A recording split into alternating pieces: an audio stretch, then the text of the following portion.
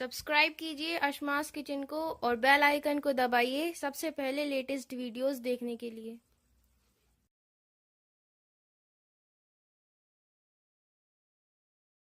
Hi friends, my name is Safak and she is Rosa. Welcome to Ashma's Kitchen.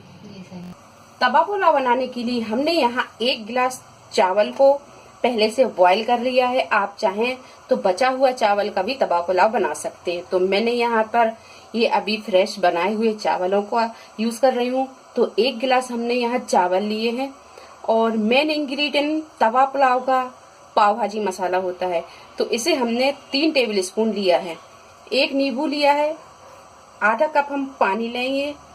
तवा पुलाव बनाने के लिए तेल, कश्मीरी लाल मिर्च 1 टेबल स्पून, हल्दी पाउडर आधा टीस्पून, 1 टीस्पून अदरक और लहसुन का पेस्ट, 1 आलू को बॉयल करके हमने इसे क्यूब में काट लिया है। आधा कप हमने मटर लिया है। मटर आप फ्रेश या फ्रोजन कोई सा भी यूज कर सकते हैं। नमक स्वाद के अनुसार लिया है। नमक हम इसमें कम डालेंगे क्योंकि हमने बॉईल करने में हमने चावलों में नमक डाल दिया है। और 3 टमाटर को पीसकर इसका पेस्ट बना लिया है और 2 टमाटर को हमने यहाँ पर क्यूब में काट लिया है।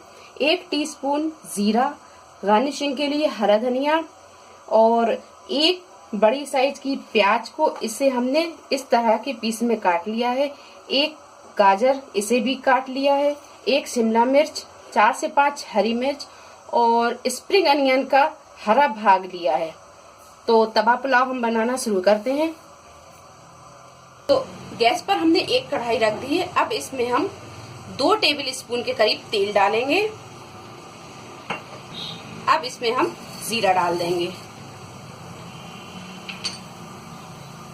तो जीरा हल्का फ्राई हो गया है। अब इसमें हम ये प्याज को डाल देंगे।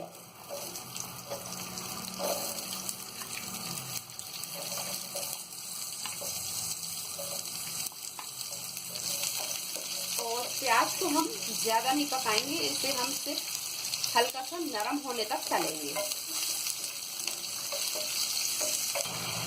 तो यहाँ ये प्याज हल्की सी नरम हो गई है। अब इसमें हम ये गाजर को डाल देंगे।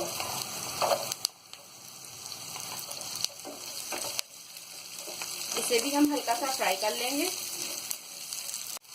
तो ये गाजर भी हल्की सी नरम हो गई है। अब इसमें हम ये शिमला मिर्च को डाल देंगे।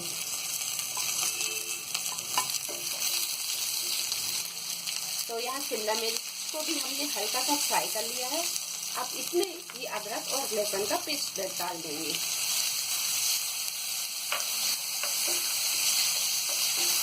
अब इसमें हम ये मटर को डाल देंगे।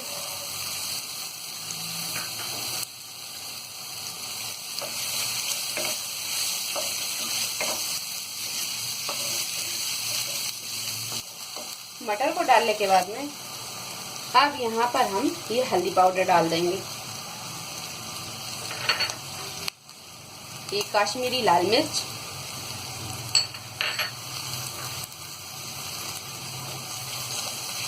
इन सारी चीजों को मिला के मिक्स कर देंगे।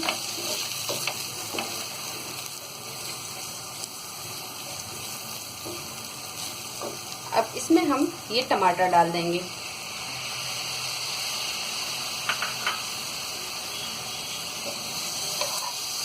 मिर्च डाल देंगे।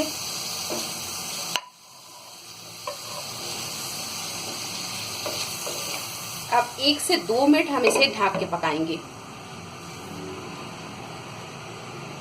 तो 2 मिनट के बाद में अब हम इसका ढक्कन हटाएंगे। अब इसे हम एक बार चला देंगे। अब इसमें डालेंगे हम ये बॉईल किया हुआ आलू को भी मिक्स कर देंगे। नमक डाल देंगे स्वाद के अनुसार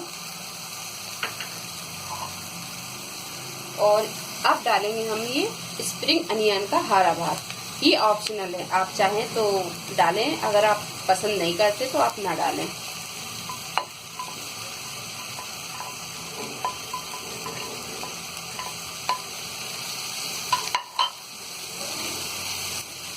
और अब डालेंगे इसका मेन इंग्रेडिएंट जो है पाव भाजी मसाला। तो ये पाव भाजी मसाला हम यहाँ आधा डालेंगे और आधा हम बाद में डालेंगे। इसे अच्छी तरह हम मिक्स कर देंगे।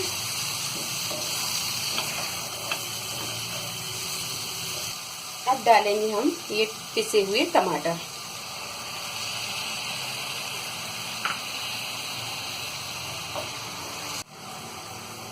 एक टीस्पून हम डालेंगे इसमें पिसा हुआ गरम मसाला।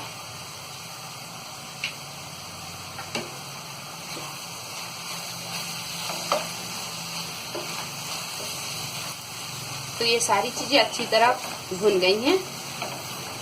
गरम मसाला डालने के बाद में अब हम इसमें ये डाल देंगे आधा नींबू।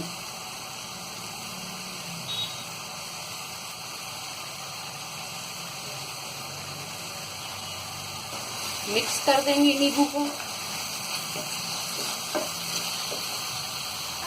और यहाँ हमने जो आधा कप से भी थोड़ा सा कम पानी लिया है, अब इसमें हम ये पानी को डाल देंगे।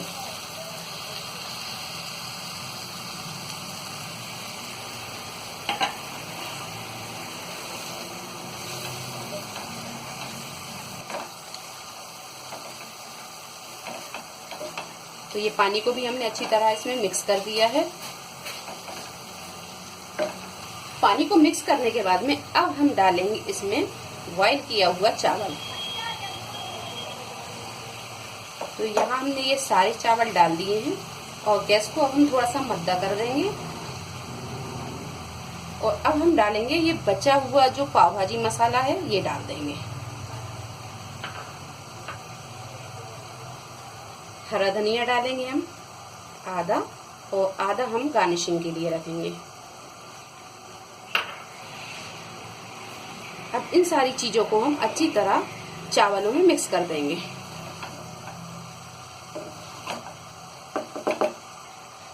तो ये सारे चावलों को हमने अच्छी तरह पूरे मसाले में मिक्स कर दिया है। अब हम इसे 2 मिनट ढक के पकाएंगे और गैस को हम बिल्कुल मद्दा ही रहने देंगे। तो 2 मिनट हमने इसे ढक के पका लिया है। अब हम इसे खोलेंगे और ये बचा हुआ हरा धनिया भी डाल देंगे इस पर।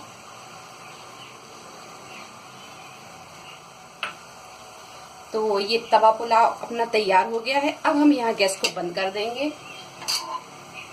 तो ये तवा पुलाव तैयार है और यहाँ ये प्लेट भी तैयार है। तो अब हम इसे प्लेट में निकाल लेंगे।